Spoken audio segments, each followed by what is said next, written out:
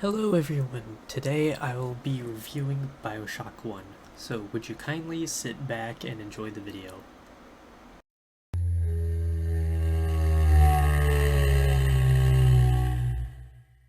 I got into the game no more than 2 months ago. I knew about the game for years. It always seemed really cool to me.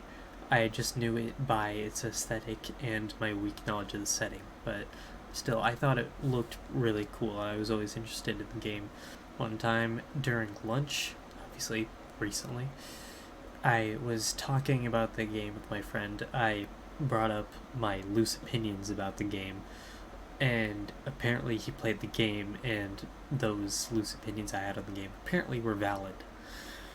So I decided, you know what, at last I'm going to go pick up the game and play it. I found out that it was just $20.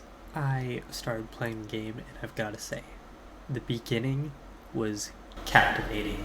At the beginning, you were in a plane, and it crashes into the ocean. So you're just in the ocean, is just you, the plane, what's left of the plane, I mean, and a stone building just in the middle of the ocean, sticking out of the water.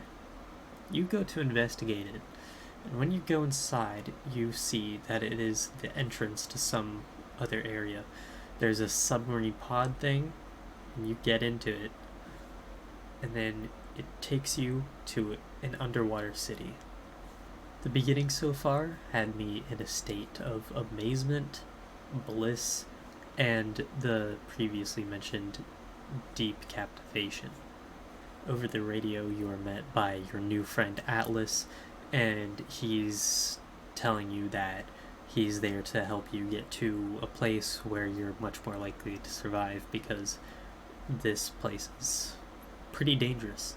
This underwater city, named Rapture, was founded on the principles of the American dream, but extreme, and it is ran by Andrew Ryan, who is the game's antagonist.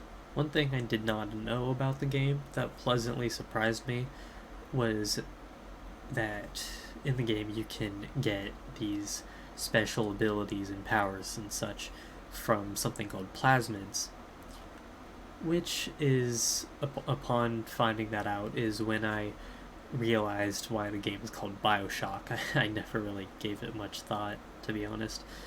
But anyway, it was, yeah, pretty cool. You get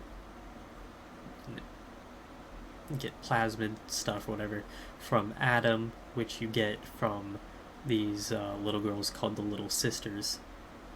You can only get to a little sister by defeating the Big Daddy that is accompanied with her. The game's weapon system and fighting mechanics are nice. I love the hacking system, I must say. I spent a lot of time in the game just like hacking stuff. I really enjoyed that mechanic. The music in the game is wonderful and the story is good.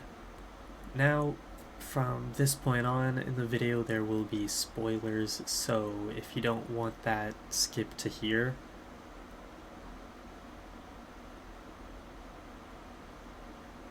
Bro, the confrontation with Andrew Ryan was crazy, bro.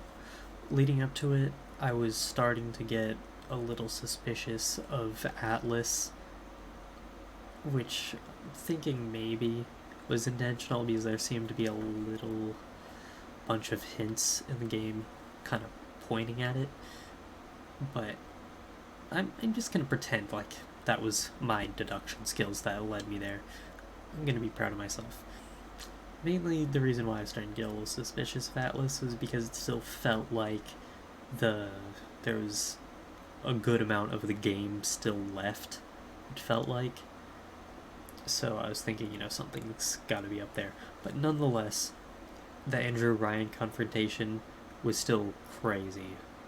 Very good. Afterward, the game kept going, and while it held my interest, it just wasn't as good as everything from the beginning to the Andrew Ryan confrontation. I don't know why. It just still held my interest, as I said, but, you know. Okay, one part of the game that I borderline loathed was the part in the game when you have to get the equipment to make yourself seem like one of the big daddies, which was a cool concept, but I despised going around having to go find all the parts you needed and stuff. That was terrible, really. The last part of the game, you versus Frank Fontaine, aka Atlas. That was a fun fight. I really liked how it was structured in those how it was structured into those 4 chunks. The way that was, that was pretty good. And then how at the end of the fight, how the little sisters come in and like help you defeat him. That was really good. I very much enjoyed that. Now, the end cutscene. I'm disappointed. Alright, so the whole thing, how I said with getting Adam to upgrade plasmids and whatever, 2 ways to do that with the little sisters. So either you can save them, which gives you less Adam, or you can harvest them, which, while it gives you less Adam, it's the more moral thing to do. And originally, I was going through the game harvesting because the way I saw it, they are not real people. It is no different than killing a mob in Minecraft. It's a line of code, right? But anyway, I was talking to the same friend that I had originally been talking to the game about, and he said that that's how you get the bad ending. So I switched over to saving the little sisters, and I must say, playing the game the moral way made it a little more fun. Yeah. But even though in the end I ended up saving more than I harvested, the game still gave me the bad ending, which I was kind of disappointed by. I was a little hurt by, to be honest. But anyway, I just looked up the good ending, and I think the good ending was wonderful and wholesome. Overall, I really enjoyed this game. I score it a 7 out of 10. Originally, I considered giving it an 8 out of 10, but I think a 7 out of 10 is a little more deserved. It's close, though. Well, everyone, I hope you enjoyed the video. If you did, would you kindly like and subscribe, and I'll see you in the next one. Bye. Alright, now time to play Bioshock 2.